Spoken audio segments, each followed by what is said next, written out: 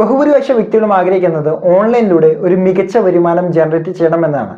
എന്നാൽ അതിനുള്ള ഏറ്റവും മികച്ച മാർഗങ്ങൾ ഒന്നാണ് ആമസോണിലും ഫ്ലിപ്കാർട്ടിലും പ്രോഡക്റ്റ് സെല്ല് ചെയ്യാൻ സാധിക്കുക എന്നത്. ഒരു വരുമാനം എന്നതിനപ്പുറം മികച്ച തരത്തിൽ ആമസോണിലും ഫ്ലിപ്കാർട്ടിലും പ്രോഡക്റ്റ് സെല്ല് ചെയ്യാൻ സാധിച്ചു കഴിഞ്ഞാൽ നിങ്ങൾക്ക് അതൊരു ബിസിനസ് ആക്കി കൺവേർട്ട് ചെയ്യാൻ സാധിക്കും. മികച്ച തരത്തിലുള്ള റവന്യൂ നിങ്ങൾക്ക് ജനറേറ്റ് ചെയ്യാൻ സാധിക്കും. എന്നാൽ ഇന്നത്തെ വീഡിയോയിലൂടെ ഞാൻ നിങ്ങൾക്ക് ഷെയർ ചെയ്യുന്നത് ആമസോണിലും ഫ്ലിപ്കാർട്ടിലും പ്രോഡക്റ്റ് സെല്ല് ചെയ്യുന്ന സമയത്ത് ഉണ്ടാകുന്ന അഡ്വാൻറ്റേജ്, ഡിസഡ്വാൻറ്റേജ്, അതിന് എന്തൊക്കെ ഡോക്യുമെന്റുകൾ വേണം, അതിൻ്റെ പ്രോസസ്സ്, പ്രൈസിങ് എങ്ങനെ ഇടണം, ഏത് പ്രോഡക്റ്റ് തിരഞ്ഞെടുക്കണം തുടങ്ങിയ കാര്യങ്ങളെക്കുറിച്ച് ഈ വീഡിയോയിലൂടെ നമുക്ക് ഡിസ്കസ് ചെയ്യാം. എൻ്റെ പേര് ആൽബിൻ. ഇതേപോലുള്ള അറിവുകൾക്ക് നിങ്ങൾ വളരെയധികം ഇൻട്രസ്റ്റ് ആണെങ്കിൽ പേജ് ഫോളോ ചെയ്യുന്ന കാര്യം ഒന്ന് പരിഗണിക്കുക. അപ്പോൾ നമുക്ക് നോക്കാം. ആദ്യം ഇതിൻ്റെ അഡ്വാൻറ്റേജിനെ കുറിച്ച് സംസാരിക്കാം. നമുക്ക് ഇതിൻ്റെ അകത്ത്, അതായത് ആമസോണിൻ്റെ അകത്തും ഫ്ലിപ്കാർട്ടിൻ്റെ അകത്തും എന്ത് പ്രോഡക്റ്റ് വേണമെങ്കിലും സെല്ല് ചെയ്യാം. ഡ്രഗ്സ് ഒഴികെ നമുക്ക് എന്ത് പ്രോഡക്റ്റ് വേണമെങ്കിലും ആമസോണിൻ്റെ അകത്തും ഫ്ലിപ്കാർട്ടിൻ്റെ അകത്തും സെല്ല് ചെയ്യാം. അതേപോലെ തന്നെ ചില കാര്യങ്ങൾ അവിടെ നിരോധിച്ചിട്ടുണ്ട്. മെഡിസിൻ, സ്ഫോടക വസ്തുക്കൾ തുടങ്ങിയ കാര്യങ്ങളെല്ലാം നിരോധിച്ചിട്ടുണ്ട്. എന്നാൽ അതൊഴികെ മനുഷ്യർക്ക് ഉപകാരമാകുന്ന എന്ത് പ്രോഡക്റ്റും നമുക്ക് ആമസോണിൻ്റെ അകത്ത് നമുക്ക് സെല്ല് ചെയ്യാം. അടുത്തൊരു അഡ്വാൻറ്റേജ്, ഒരു പ്രോഡക്റ്റ് ആണോ നിങ്ങളുടെ കയ്യിലുള്ളത്, ആ പ്രോഡക്റ്റ് ആണെങ്കിൽ കൂടെ നിങ്ങൾക്ക് ആമസോണിൻ്റെ അകത്തും ഫ്ലിപ്കാർട്ടിൻ്റെ അകത്തും നിങ്ങൾക്ക് സെല്ല് ചെയ്യാം. മറ്റൊരു അഡ്വാൻറ്റേജ് എന്ന് പറയുന്നത്, നിങ്ങൾ ഒരു ഷോപ്പ് നിങ്ങളുടെ ലോക്കൽ സിറ്റിയിൽ ഇടുന്നു, നിങ്ങൾക്ക് എത്ര ഏരിയ നിങ്ങൾക്ക് കവർ ചെയ്യാൻ സാധിക്കും?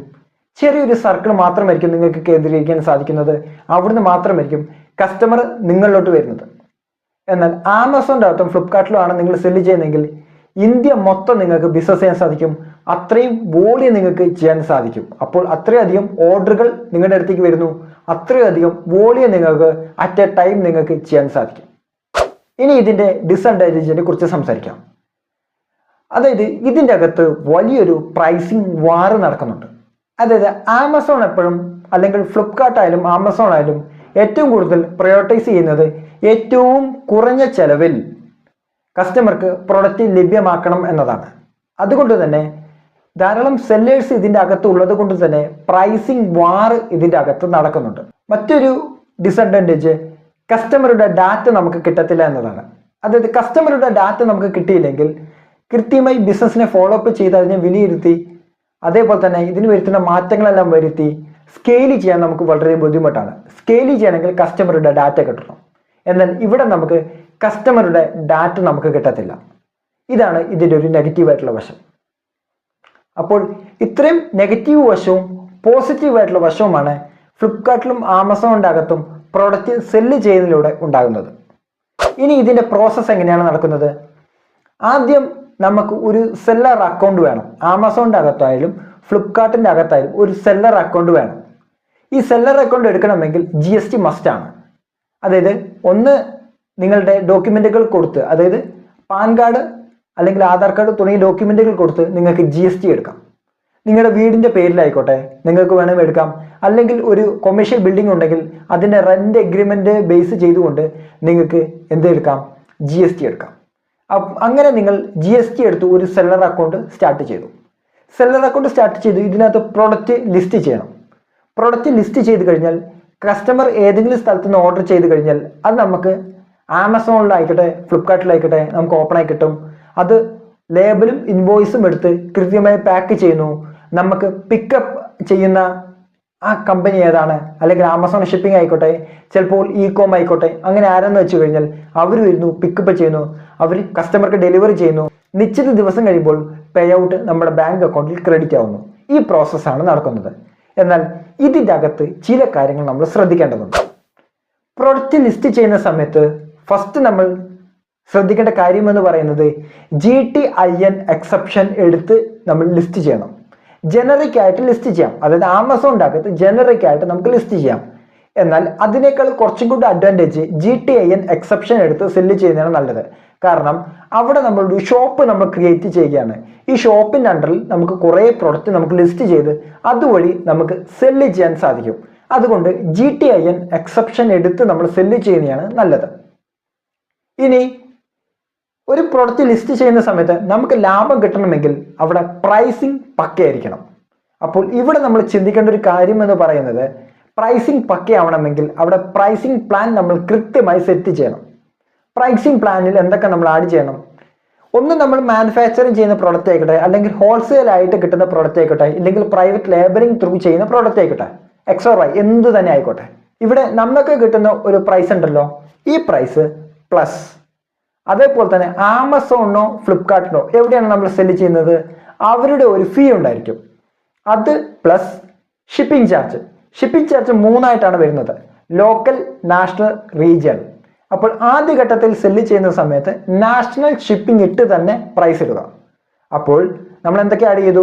നമുക്ക് കിട്ടുന്ന പ്രൈസ് പ്ലസ് അതിൻ്റെ കൂടെ ആമസോണിനായിക്കോട്ടെ ഫ്ലിപ്കാർട്ടിനായിക്കോട്ടെ അവരുടെ സെല്ലർ ഫീ പ്ലസ് ഷിപ്പിംഗ് ചാർജ്. ഇതിനുശേഷം 10% എമൗണ്ട് അഡ്വർടൈസിങ്ങിന് വേണ്ടി മാറ്റി വെക്കണം. ആ എമൗണ്ട് പ്ലസ് നമ്മുടെ പ്രോഫിറ്റ്. ഇത്രയും കാര്യങ്ങൾ ആഡ് ചെയ്തിട്ട് വേണം പ്രൈസ് ഇടേണ്ടത്.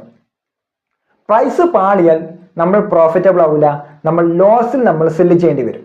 അതുകൊണ്ട് ഇത്തരം കാര്യങ്ങൾ ബേസ് ചെയ്ത് കൃത്യമായി ആസൂത്രണം ചെയ്തിട്ട് വേണം നമ്മൾ പ്രൈസിങ് ഇടേണ്ടത്. അപ്പോൾ അവിടെ നമ്മൾ ബാക്കിയുള്ള ഒരു കാര്യം കൂടെ ശ്രദ്ധിക്കണം, നമ്മുടെ കോമ്പറ്റീറ്റേഴ്സ് എത്രത്തോളം പ്രൈസിലാണ് അവിടെ ഇട്ടിരിക്കുന്നത്. നമ്മൾ വിൽക്കാൻ പോകുന്ന പ്രോഡക്റ്റ് കോമ്പറ്റീറ്റേഴ്സ് അവിടെ വിൽക്കുന്നുണ്ടെങ്കിൽ കോമ്പറ്റീറ്റേഴ്സിന്റെ പ്രൈസിങ് കൂടെ നമ്മൾ നോക്കണം. അതിന് ആപ്റ്റായിട്ടുള്ള അല്ലെങ്കിൽ മാച്ച് ആയിട്ടുള്ള പ്രൈസിങ് വേണം നമ്മൾ അവിടെ ഇംപ്ലിമെന്റ് ചെയ്യേണ്ടത്. എന്നാൽ മാത്രമായിരിക്കും നമുക്ക് ഓർഡറുകൾ കിട്ടുന്നത്. ഞാൻ ഇതിന്റെ ഡിസഡ്വാൻറ്റേജ് പറഞ്ഞിരുന്നു, വലിയ തരത്തിലുള്ള പ്രൈസിങ് വാർ ഇതിൻ്റെ അകത്ത് നടക്കുന്നുണ്ട് എന്നത്. അതായത് ഒരു സൂപ്പർ മാർക്കറ്റിൽ പോയി കഴിഞ്ഞാൽ പ്രോഡക്റ്റ് ഇഷ്ടപ്പെട്ട് കഴിഞ്ഞാൽ അത് നമ്മൾ ബാസ്ക്കറ്റിലിടുന്നു, ബില്ലിങ്ങിൽ എത്തുന്ന സമയത്താണ് അല്ലെങ്കിൽ വീട്ടിൽ പോയ ശേഷമാണ് ബില്ലെടുത്ത് നോക്കിയിട്ട് ഇതിന്റെ പ്രൈസ് എത്രയാണ് എന്ന് നമ്മൾ നോക്കുന്നത്. എന്നാൽ ആമസോണിൻ്റെ അകത്തും ഫ്ലിപ്കാർട്ടിനകത്തും പ്രൊഡക്റ്റ് ലിസ്റ്റ് ചെയ്യുന്ന സമയത്ത് നമ്മൾ ശ്രദ്ധിക്കേണ്ടത്, ഇവിടെ ലിസ്റ്റ് ചെയ്യുന്ന സമയത്ത് കസ്റ്റമർക്ക് വ്യൂ ആയിട്ട് വരുന്നത് പ്രൊഡക്റ്റിന്റെ ഫോട്ടോസ്, അതേപോലെ തന്നെ പ്രൈസ്. ആമസോണും ഫ്ലിപ്കാർട്ടും അവിടെ നോക്കുന്നത് ഏറ്റവും കുറഞ്ഞ പ്രൈസിൽ കസ്റ്റമർക്ക് പ്രൊഡക്റ്റ് അവൈലബിൾ ആക്കുക എന്നതാണ്. അതുകൊണ്ട് തന്നെ വലിയ തരത്തിലുള്ള പ്രൈസിങ് വാർ ഇതിൻ്റെ അകത്ത് നടക്കുന്നുണ്ട്. അപ്പോൾ കറക്റ്റ് ആയിട്ടുള്ള പ്രൈസിങ് അല്ലെങ്കിൽ നിങ്ങൾക്ക് അവിടെ ഓർഡർ കിട്ടത്തില്ല, നിങ്ങൾ ആ ഏരിയയിൽ സക്സസ് ആയി മുന്നോട്ട് പോകാൻ സാധിക്കുന്നതല്ല. അതുകൊണ്ട് കസ്റ്റമർ വാങ്ങാൻ സാധിക്കുന്ന ആപ്റ്റ് ആയിട്ടുള്ള പ്രൈസിങ് മോഡൽ നിങ്ങൾ അവിടെ ഇംപ്ലിമെന്റ് ചെയ്ത് മുന്നോട്ട് പോകണം. ഇല്ലെങ്കിൽ മറ്റുള്ളവരിൽ നിന്ന് വേറിട്ട് നിൽക്കുന്ന ഒരു ബ്രാൻഡ് നിങ്ങൾ ബിൽഡ് ചെയ്ത് കൃത്യമായി ബ്രാൻഡിങ് ചെയ്ത് സെയിൽസ് നിങ്ങൾ അവിടെ എടുക്കേണ്ടത് അത്യാവശ്യമാണ്. ഈ പ്രൈസിങ്ങിനെ കുറിച്ച് നമ്മൾ സംസാരിക്കുന്ന സമയത്ത് അവിടെ ഏറ്റവും എടുത്തു പറയേണ്ട ഒരു കാര്യമാണ്, അവിടെ വില കൂട്ടി വില കുറച്ച് വിൽക്കുന്ന സ്ട്രാറ്റജി നമ്മൾ അവിടെ ഇംപ്ലിമെന്റ് ചെയ്യണം. എന്താണ് വില കൂട്ടി വില കുറച്ച് വിൽക്കുന്ന സ്ട്രാറ്റജി? അതായത് നമ്മൾ വിൽക്കാൻ പോകുന്ന പ്രോഡക്റ്റിന്റെ പ്രൈസ് നമ്മളെല്ലാം കാൽക്കുലേറ്റ് ചെയ്തിട്ട് ഒരു 589 ഒരു 600 രൂപയൊക്കെയാണ് വരുന്നതെങ്കിൽ ഇവിടെ ആദ്യം ഇംപ്ലിമെന്റ് ചെയ്യുന്ന സ്ട്രാറ്റജി എന്ന് പറയുന്നത് 9ൽ അവസാനിക്കുന്ന പ്രൈസിങ് മോഡൽ നമ്മൾ അവിടെ ഇംപ്ലിമെന്റ് ചെയ്യണം. 0ൽ അവസാനിക്കുന്ന പ്രൈസിങ് മോഡലാണ് നമ്മൾ ഇംപ്ലിമെന്റ് ചെയ്തെങ്കിൽ സെയിൽസ് അവിടെ കുറയാനുള്ള സാധ്യത വളരെ കൂടുതലാണ്. കാരണം അതൊരു എൻഡിങ് ആയിട്ടുള്ള ഒരു പ്രൈസിങ് മോഡലാണ്. എന്നാൽ 9 എന്ന് പറയുമ്പോൾ ഇപ്പൊ 599 എന്നൊക്കെയാണ് വരുന്നതെങ്കിൽ 500 അനുബന്ധിച്ചുള്ള ഒരു സംഖ്യ എന്നാണ് കസ്റ്റമറുടെ ബ്രെയിൻ റീഡ് ചെയ്യുന്നത്. അതുകൊണ്ട് തന്നെ 9ൽ അവസാനിക്കുന്ന പ്രൈസിങ് ഇടുന്നതാണ് നല്ലത്. അതേപോലെ തന്നെ വില കൂട്ടി വില കുറച്ച് വിൽക്കുന്ന തന്ത്രം കൂടെ ഞാൻ പറഞ്ഞായിരുന്നു. അതായത് നമ്മളിപ്പോൾ 589 രൂപയൊക്കെയാണ് പ്രൊഡക്റ്റ് വിൽക്കാൻ പോകുന്നതെങ്കിൽ നമ്മൾ അവിടെ ചെയ്യേണ്ടത്, നമ്മളെല്ലാം ആമസോണും ഫ്ലിപ്കാർട്ടിലും സെല്ല് ചെയ്യുന്ന സമയത്ത് ഒരു കാര്യം ശ്രദ്ധിച്ചിട്ടുണ്ടാവും, ഡിസ്കൗണ്ടിലാണ് ഈ പ്രൈസ് ഇട്ടിരിക്കുന്നത്. അതായത് 2000 രൂപ ഡിസ്കൗണ്ടിൽ ഇടുന്നു 589, 1000 രൂപ ഡിസ്കൗണ്ട് ഇടുന്നു നേരെ 589. ഇങ്ങനെ സെല്ല് ചെയ്യാൻ സാധിക്കണം. കസ്റ്റമറുടെ മൈൻഡിൽ എന്താണ് വരുന്നത്, ഡിസ്കൗണ്ടിലാണ് ഇത് കിട്ടുന്നത്, അതുകൊണ്ട് വളരെ വലിയ ലാഭം ഉണ്ട് എന്നാണ്. അപ്പോൾ ഇങ്ങനെ ചെയ്താൽ മാത്രമായിരിക്കും കൂടുതൽ ഓർഡറുകൾ നമുക്ക് കിട്ടാൻ കാരണമാകുന്നത്. അതേപോലെ തന്നെ കൂടുതൽ ഓർഡറുകൾ നമുക്ക് കിട്ടണമെങ്കിൽ നമ്മൾ അവിടെ സെറ്റ് ചെയ്യേണ്ട ഒരു കാര്യം എന്ന് പറയുന്നത് കസ്റ്റമറുടെ റിവ്യൂ. കസ്റ്റമറുടെ റിവ്യൂ നമുക്ക് കിട്ടണമെങ്കിൽ ആദ്യം നമ്മൾ തന്നെ ഇതിനു വേണ്ടി മുന്നിട്ടിറങ്ങണം. എങ്ങനെ മുന്നിട്ടിറങ്ങണം? നമ്മുടെ ഫാമിലി മെമ്പേഴ്സിനോടും ഫ്രണ്ട്സിനോടും നമ്മൾ ഓർഡർ ചെയ്യിപ്പിക്കുക. നമ്മൾ അവരുടെ അക്കൗണ്ട് വഴി ഓർഡർ ചെയ്താലും ശരി, നമ്മൾ അവരുടെ അക്കൗണ്ട് വഴി ഓർഡർ ചെയ്യിപ്പിക്കുക. എന്നിട്ട് നമ്മൾ തന്നെ റിവ്യൂ ഇടുക.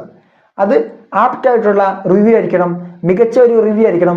ഫോട്ടോസും വീഡിയോകളും എന്താണ് ആഡ് ചെയ്യേണ്ടത് അതെല്ലാം ആഡ് ചെയ്തുകൊണ്ട് മികച്ച റിവ്യൂ ഇട്ട് കഴിഞ്ഞാൽ അങ്ങനെ കുറച്ച് റിവ്യൂ കയറുമ്പോഴത്തേനും ഓട്ടോമാറ്റിക്കായിട്ട് ബാക്കിയുള്ള കസ്റ്റമേഴ്സിന് ട്രസ്റ്റ് ബിൽഡ് ചെയ്യാൻ സാധിക്കും. അതുവഴി നമുക്ക് ഓർഡർ എടുക്കാൻ നമുക്ക് സാധിക്കുന്നതാണ്. ഇത്തരം കാര്യങ്ങളെല്ലാം ചെയ്ത് നമുക്ക് മികച്ച തരത്തിൽ ഓർഡറുകൾ വന്നു തുടങ്ങി. ഓർഡർ വന്നു തുടങ്ങുന്നതിന് മുമ്പ് തന്നെ ഒരു കാര്യം നിങ്ങൾ അവിടെ നോട്ട് ചെയ്യണം. എന്താണ് ആ കാര്യം? അതായത് ആമസോണിൻ്റെ അകത്താണ് നിങ്ങൾ ഷിപ്പ് ചെയ്യുന്നതെങ്കിൽ അവിടെ ആമസോൺ ഷിപ്പിംഗ് നിങ്ങളുടെ സ്ഥലത്ത് അവൈലബിൾ ആണ് എന്ന് നിങ്ങൾ ഉറപ്പുവരുത്തണം. അതേപോലെ തന്നെ ഫ്ലിപ്കാർട്ടിലാണ് നിങ്ങൾ ഷിപ്പ് ചെയ്യുന്നതെങ്കിൽ അല്ലെങ്കിൽ ഫ്ലിപ്കാർട്ടിലാണ് നിങ്ങൾ പ്രോഡക്റ്റ് ലിസ്റ്റ് ചെയ്തിട്ടുള്ളെങ്കിൽ ഈ കാർട്ട് നിങ്ങളുടെ അടുത്ത് വരുന്നുണ്ട് എന്ന് നിങ്ങൾ ഉറപ്പുവരുത്തണം. കാരണം എന്താ ചോദിച്ചു കഴിഞ്ഞാൽ ഇപ്പോൾ ആമസോണിൽ പ്രോഡക്റ്റ് ലിസ്റ്റ് ചെയ്തു, അതുവഴി നമുക്ക് ഓർഡറുകൾ വന്നു. എന്നാൽ നമ്മുടെ സ്ഥലത്ത് ആമസോൺ ഷിപ്പിംഗ് അവൈലബിൾ ആവില്ലെങ്കിൽ നമ്മുടെ അടുത്ത് പിക്കപ്പ് ചെയ്യാൻ വേണ്ടി വരുന്നത് തേർഡ് പാർട്ടി ഷിപ്പിംഗ് സർവീസുകളായിരിക്കും. അതിന് എക്സ്പ്രസ് ബീസ് ആയിക്കോട്ടെ അല്ലെങ്കിൽ ഇ-കോം ആയിക്കോട്ടെ. ഇങ്ങനെ വരുമ്പോഴുള്ള ഏറ്റവും വലിയ പ്രശ്നം എന്ന് പറയുന്നത് ഇവരുമായിട്ടുള്ള കമ്മ്യൂണിക്കേഷൻസ് പ്രോപ്പർ ആവില്ല. ഇങ്ങനെ കമ്മ്യൂണിക്കേഷൻസ് പ്രോപ്പർ ആവാതെ വരുന്നത് കൊണ്ട് തന്നെ നമ്മൾ പാക്ക് ചെയ്ത് വെച്ചത് പിക്കപ്പ് ഡിലേ ആവും. കാരണം അവർക്ക് വന്നിട്ടില്ല എന്നുകൊണ്ട് പിക്കപ്പ് ഡിലേ ആക്കും. ഇങ്ങനെ ഡിലേ ആക്കി കഴിഞ്ഞാൽ അത് നമ്മുടെ അക്കൗണ്ട് ഹെൽത്തിനെ ബാധിക്കുകയും അക്കൗണ്ട് സസ്പെൻഡ് ആവാനുള്ള സാധ്യത വളരെ കൂടുതലാണ്. അതുകൊണ്ട് തന്നെ നിങ്ങളുടെ സ്ഥലത്ത് ആമസോൺ ഷിപ്പിംഗ്, ഇ-കാർട്ട് തുടങ്ങിയ അവൈലബിൾ ആണ്. ഇവർ വന്ന് പ്രോഡക്റ്റ് പിക്കപ്പ് ചെയ്യുമെന്ന് നിങ്ങൾ ഉറപ്പുവരുത്തണം. ഇങ്ങനെ ചെയ്യാൻ സാധിച്ചില്ലെങ്കിൽ ഒരു ഓപ്ഷൻ ഉള്ളത്, നിങ്ങൾക്ക് നേരെ ആമസോണിന്റെ FBAയിൽ ആമസോൺ ഫുൾഫിൽമെന്റ് സർവീസിൽ കൊണ്ടുപോയി നിങ്ങളുടെ പ്രോഡക്റ്റ് ഇട്ട് അതിലൂടെ നിങ്ങൾക്ക് ഷിപ്പ് ചെയ്യാൻ സാധിക്കുന്നതാണ്. ആമസോണിൻ്റെ അകത്തും ഫ്ലിപ്കാർട്ടിൻ്റെ അകത്തും ഒരു പ്രോഡക്റ്റ് ലിസ്റ്റ് ചെയ്തു. ഒരു പ്രോഡക്റ്റ് ലിസ്റ്റ് ചെയ്തപ്പോൾ തന്നെ നമ്മൾ വലിയ ഓർഡറുകൾ നമ്മൾ പ്രതീക്ഷിക്കരുത്. നേരത്തെ ഞാൻ പറഞ്ഞ പോലെ തന്നെ പ്രൈസിങ് വാർ നടക്കുന്നുണ്ട്. ആവശ്യക്കാരുണ്ടെങ്കിൽ മാത്രമാണ് നമുക്ക് പ്രോഡക്റ്റ് അവർ വാങ്ങിക്കുന്നത്. അതായത് ഒരു പ്രോഡക്റ്റ് നമ്മൾ ലിസ്റ്റ് ചെയ്ത് കഴിഞ്ഞാൽ ആമസോണിൻ്റെ അകത്തുള്ള ഓഡിയൻസ് കൊണ്ട് മാത്രമാണ് നമുക്ക് എന്ത് ചെയ്യാൻ പറ്റുന്നത്, ആമസോണിൻ്റെ അകത്തൂടെ ഓർഡർ കിട്ടുന്നത്. അതേപോലെ തന്നെ ഫ്ലിപ്കാർട്ടിൻ്റെ അകത്തു നിന്നുള്ള ഓഡിയൻസിൽ നിന്നാണ് ഫ്ലിപ്കാർട്ട് വഴി ഓർഡറുകൾ കിട്ടുന്നത്. അപ്പോൾ പുറത്തു നിന്നുള്ള ഡാറ്റകളൊന്നും നമുക്ക് കിട്ടാത്തത് കൊണ്ട് തന്നെ നമുക്ക് അതിനനുസരിച്ച് മാർക്കറ്റ് ചെയ്യാനോ സ്കെയിൽ ചെയ്യാനോ നമുക്ക് വളരെയധികം പാടാണ്. അതുകൊണ്ട് തന്നെ ആമസോണിൻ്റെ അകത്തും ഫ്ലിപ്കാർട്ടിൻ്റെ അകത്തും ഒരു പ്രോഡക്റ്റ് ലിസ്റ്റ് ചെയ്തു എന്നുള്ളത് കൊണ്ട് ഓർഡറുകൾ കിട്ടണമെന്ന് ഒരു നിർബന്ധവുമില്ല.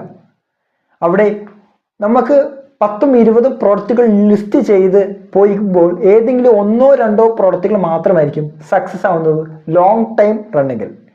അപ്പോൾ ഏത് പ്രോഡക്റ്റാണോ സക്സസ് ആവുന്നത് ആ പ്രോഡക്റ്റ് മാക്സിമം സ്കെയിൽ ചെയ്ത് ഓർഡർ എടുക്കാൻ പരമാവധി ശ്രദ്ധിക്കുക. അതായത് 10 പ്രോഡക്റ്റ് നമ്മൾ ലിസ്റ്റ് ചെയ്യുന്ന സമയത്തായിരിക്കും ഒരു പ്രോഡക്റ്റ് സക്സസ് ആയി മുന്നോട്ട് പോകുന്നത് എന്നതാണ് യാഥാർത്ഥ്യം. അപ്പോൾ 1-2 പ്രോഡക്റ്റ് ലിസ്റ്റ് ചെയ്തു അതുകൊണ്ട് ഓർഡർ കിട്ടുമെന്ന് നമ്മൾ ആ മനോഭാവം കൊണ്ട് ഇരിക്കരുത്. അതിന് പകരമായിട്ട് നിങ്ങൾക്ക് ചെയ്യാൻ പറ്റുന്നത് ഒരു കാര്യം എന്നത്, അതായത് തേർഡ് പാർട്ടി പ്രോഡക്റ്റുകൾ എടുക്കുന്നതിന് പകരം നിങ്ങളുടെ തന്നെ ബ്രാൻഡിൽ പ്രോഡക്റ്റുകൾ ബിൽഡ് ചെയ്യുക, അല്ലെങ്കിൽ പ്രൈവറ്റ് ലേബലിംഗ് ചെയ്ത് പ്രോഡക്റ്റ് സെല്ല് ചെയ്യുക. അതുവഴി കൂടുതൽ റവന്യൂ ജനറേറ്റ് ചെയ്യാൻ ശ്രദ്ധിക്കുക. അതുവഴി നിങ്ങളുടെ ബിസിനസ്സിനെ സ്കെയിൽ ചെയ്യുന്നതായിരിക്കും കൂടുതൽ നല്ലത്. അങ്ങനെ മികച്ച തരത്തിലുള്ള ഓർഡറുകൾ നിങ്ങൾക്ക് ലഭിച്ചു കഴിഞ്ഞാൽ നിങ്ങൾ പിന്നെ സെറ്റ് ചെയ്യേണ്ട കാര്യം എന്ന് പറയുന്നത്, അതായത് ഒരു ട്രേഡ് മാർക്ക് എടുക്കുക. ട്രേഡ് മാർക്ക് എടുത്തു കഴിഞ്ഞാൽ നിങ്ങൾക്ക് ആമസോണിൻ്റെ അകത്ത് A+ കണ്ടന്റ് ചെയ്യാൻ പറ്റും. A+ കണ്ടന്റ് ചെയ്ത് കഴിഞ്ഞാൽ നിങ്ങൾക്ക് അത് വളരെ വലിയൊരു ട്രസ്റ്റ് ബിൽഡ് ചെയ്യാനും കൂടുതൽ ഓർഡറുകൾ നേടാനും നിങ്ങളുടെ പ്രോഡക്റ്റ് ലിസ്റ്റിങ്ങിന്റെ റാങ്കിങ് നിങ്ങൾക്ക് ഉയർത്താനും അതുവഴി കൂടുതൽ ഓർഡറുകൾ നേടാനും നിങ്ങൾക്ക് അത് സഹായകരമാണ്. അതുകൊണ്ട് A+ കണ്ടന്റ് കൂടി എടുക്കുക. അപ്പോൾ ഇത്രയും കാര്യങ്ങളിലൂടെ കടന്നു പോകുമ്പോഴാണ് മികച്ച തരത്തിൽ ആമസോണിൽ കൂടുതൽ പ്രോഡക്റ്റുകൾ സെല്ല് ചെയ്യാനും കൂടുതൽ സക്സസ് ആയി മുന്നോട്ട് പോകാനും നമുക്ക് സാധിക്കുന്നത്. അല്ലാത്ത പക്ഷം ഇത്തരം റിസ്ക് ഫാക്ട് ഉണ്ട് എന്ന അറിവില്ലാതെ കൂടുതൽ ആൾക്കാരും ആമസോണിൽ സെല്ല് ചെയ്യുന്നു, ഒരു 6 മാസം നിൽക്കുന്നു, അതിനുശേഷം എക്സിറ്റ് അടിക്കുന്നു. ഇങ്ങനെ ധാരാളം ആൾക്കാർ പോകുന്നുണ്ട്. അതുകൊണ്ടാണ് ഇന്നത്തെ വീഡിയോയിലൂടെ ഞാൻ നിങ്ങൾക്കായി ആമസോണിലും ഫ്ലിപ്കാർട്ടിലും സെല്ല് ചെയ്യുമ്പോൾ എന്തൊക്കെ കാര്യങ്ങൾ ശ്രദ്ധിക്കണം, A to Z കാര്യങ്ങൾ ഞാൻ നിങ്ങൾക്ക് ഷെയർ ചെയ്തത്. ഈ അറിവ് വളരെ ഉപകാരമായെങ്കിൽ കൂടുതൽ ആൾക്കാരിലേക്ക് ഷെയർ ചെയ്തെത്തിക്കുക. വീഡിയോയെക്കുറിച്ചുള്ള അഭിപ്രായങ്ങളും നിർദ്ദേശങ്ങളും കമന്റായി രേഖപ്പെടുത്തുക. ഇതേപോലുള്ള അറിവുകൾക്ക് നിങ്ങൾ വളരെയധികം ഇൻട്രസ്റ്റ് ആണെങ്കിൽ പേജ് ഫോളോ ചെയ്യുന്ന കാര്യം ഒന്ന് പരിഗണിക്കുക. അടുത്ത വീഡിയോയിൽ മറ്റൊരു ടോപ്പിക്കുമായി നമുക്ക് വീണ്ടും കാണാം. ബൈ.